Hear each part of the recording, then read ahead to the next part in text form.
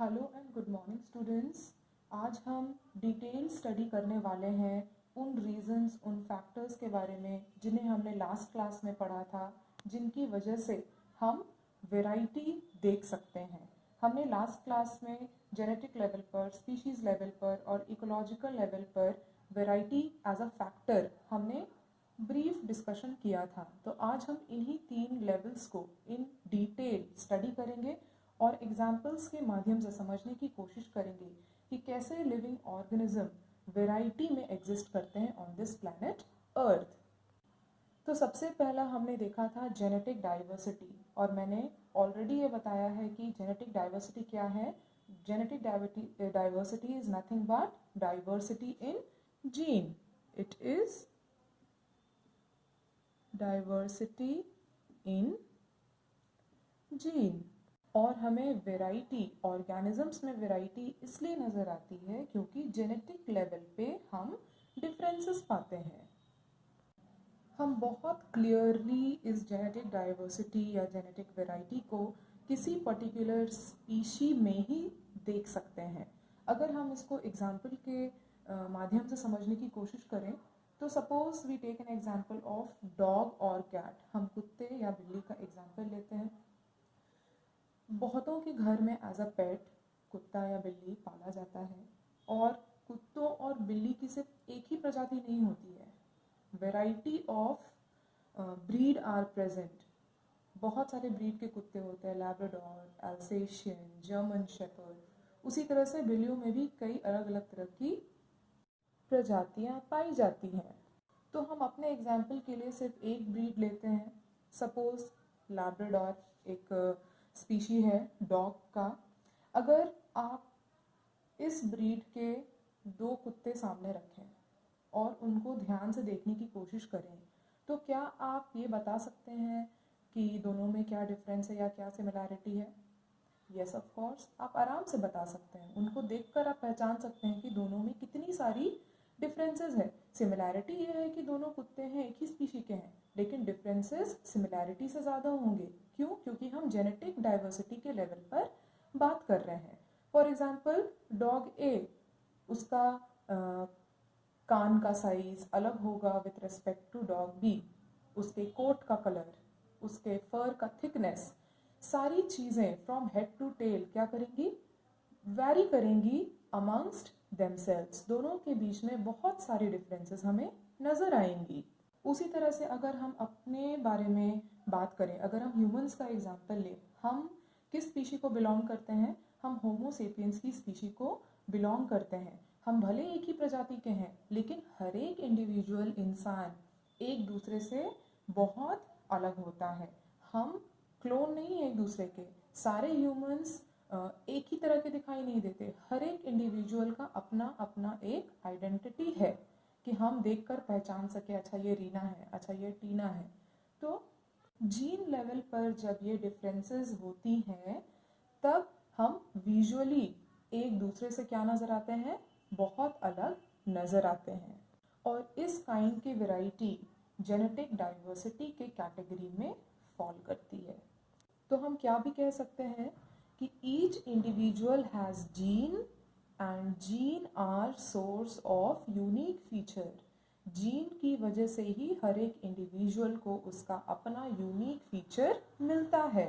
And due to different genetic arrangement, या हम कह सकते हैं different genes present in that particular individual, individuals of same species look different from one another. तो इसी genetic arrangement की वजह से, इसी फैक्टर जीन की वजह से हमें जो कैरेक्टर्स मिलते हैं ये हमें एक दूसरे से बहुत ही डिफरेंट अपीयरेंस देते हैं। अब हम बात करते हैं स्पीशीज़ डाइवर्सिटी के बारे में। स्पीशीज़ डाइवर्सिटी में हम कंसंट्रेट नहीं करेंगे किसी पर्टिकुलर स्पीशीज़ पर, बट हम बात करेंगे number of species in a particular location. हम लोकेशन या कोई भी पर्टिकुलर रीजन के बेसिस पर हम स्पीशीज़ डाइवर्सिटी को समझने की कोशिश करेंगे। हम यहाँ पर जिस लोकेशन या जिस एरिया या जिस रीजन के बारे में बात कर रहे हैं वो क्या है? फिक्स्ड है, एक फिक्स्ड एरिया या एक फिक्स्ड लोकेशन की हम जब बात करते हैं, इस एरिया में, इस पर्टिकुलर रीजन में कितने तरह के स्पीशीज पाए जाएंगे, हम इसके बारे में स्पीशीज डाइवर्सिटी या स्पीशीज वैरायटी के अंदर बात करते हैं।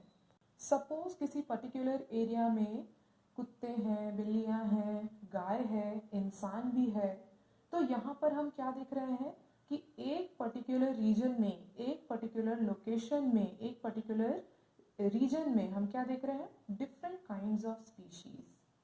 क्या देख रहे हैं, अलग अलग तरह की स्पीशीज प्रेजेंट है एक डिफाइंड एरिया में। तो हम यहाँ पे क्या कह सकते हैं कि different variety of species are living there, अलग अलग तरह की स्पीशीज एक ही एरिया में प्रेजेंट है, मौजूद है। सबसे बेस्ट एग्जाम्पल हम लेते हैं इस प्लैनेट अर्थ का। पूरे यूनिवर्स में एक ही ऐसा प्लैनेट है अर्थ जिसमें लाइफ पाया जाता है।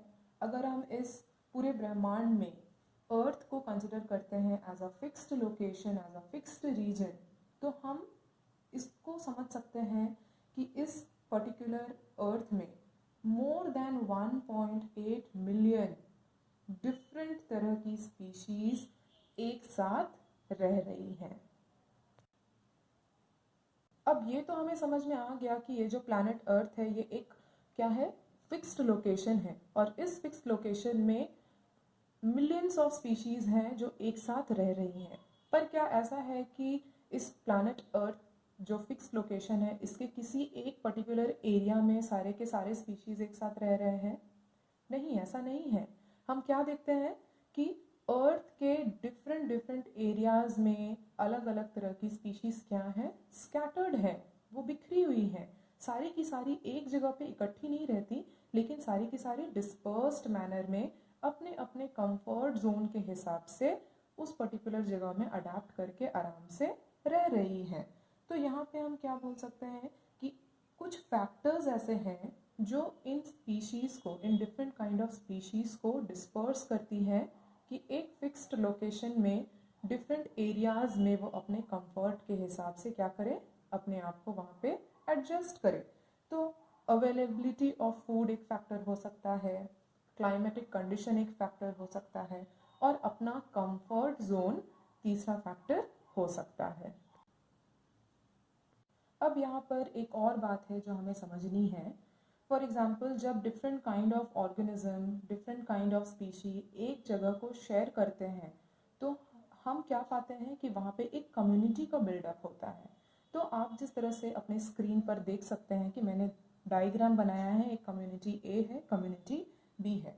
Suppose in community A there are different kind of organism present. For example we can say यहाँ पे एलिफेंट है,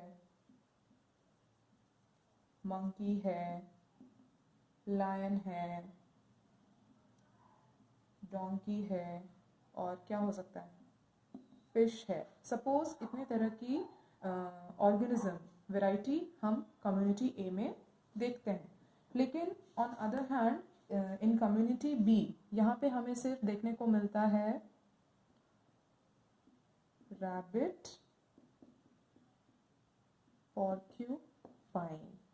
तो अब यहाँ पे हम क्या देख रहे हैं, अगर कम्युनिटी ए और कम्युनिटी बी को हम कंपेयर करें तो हम क्या देखते हैं कि जो कम्युनिटी ए है वो स्पीशी रिच कम्युनिटी है। स्पीशी रिच कम्युनिटी का मतलब कि इसमें वेराइटी ऑफ लिविंग ऑर्गेनिज्म ज़्यादा है, तो इसको हम क्या कहेंगे, स्पीशी रिच कम्युनिटी।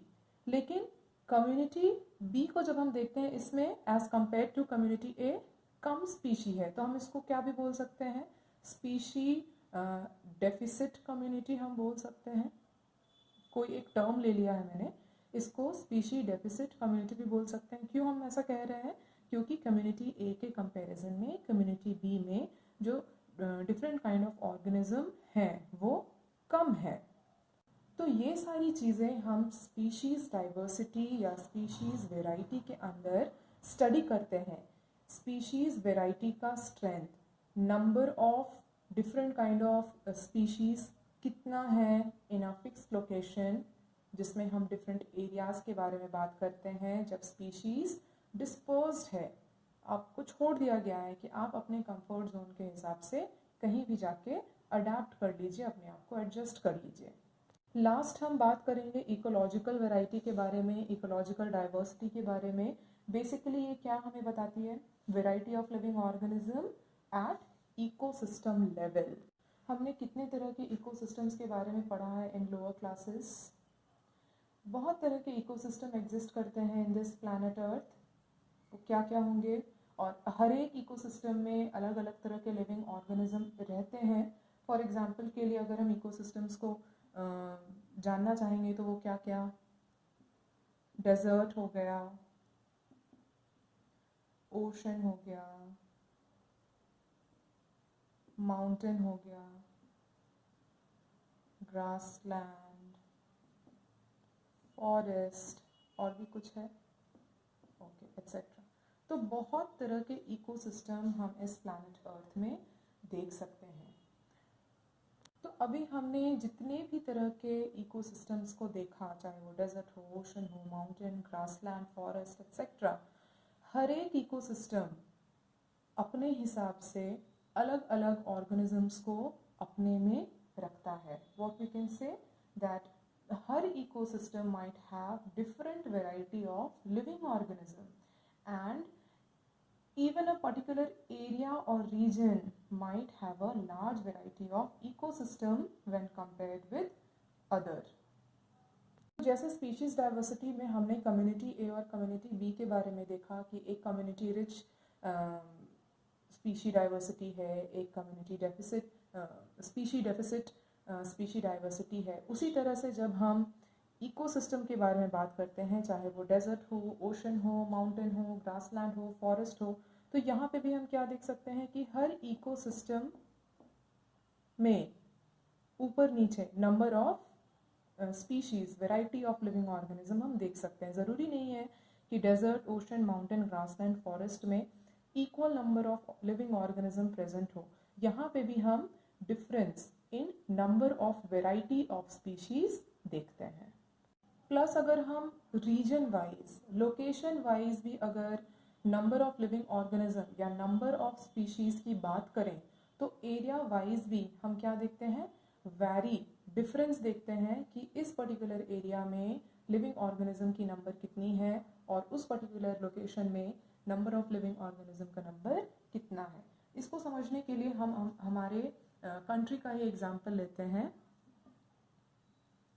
इंडिया। अगर हम इस प्लैनेट अर्थ की बात करें, समझ लेते हैं कि अगर हम एक वर्ल्ड मैप लेते हैं और उसमें हम अपने कंट्री इंडिया को ट्रेस करते हैं, तो हम क्या देखते हैं कि पूरे वर्ल्ड में हमारा जो कंट्री इंडिया है वो बहुत बड़ा नहीं है, वो बहुत छोटा है। लेकिन भी हम इसमें क्या देखते हैं कि as compared to other region, हमारा इंडिया जो है वो इकोलॉजिकली ज़्यादा डाइवर्स है। ज़्यादा डाइवर्स है कहने का मतलब हमारे इंडिया, जो हमारा इंडिया है, हमारी जो कंट्री है, इसमें हमारे पास डेजर्ट भी है, ओशन भी है, माउंटेन रेंजेस भी है, ग्रासलैंड भी है, फॉरेस्ट भी है। मतलब जब हम उसको एरिया वाइज डिस्ट्रीब्यूट करें तो इसमें हमारा डिफरेंट काइंड्स ऑफ एरिया ज़्यादा है।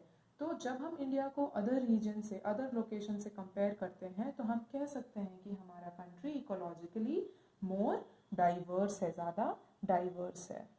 तो अब जब हमने लिविंग ऑर्गेनिजम्स की वैरायटी को 3 लेवल पर देख लिया, चाहे वो जेनेटिक लेवल हो, चाहे वो स्पीशी लेवल हो, चाहे वो इकोलॉजिकल लेवल हो, तो हमारे सामने एक सवाल आता है, क्वेश्चन आता है कि why we need to study about biodiversity. हमें बायोडाइवर्सिटी के बारे में क्यों पढ़ना चाहिए और हमें उसे कंजर्व करने के बारे में एक माइंडसेट क्यों बनाना चाहिए। तो इसका जवाब हम अब अपने नेक्स्ट लेक्चर में देखेंगे।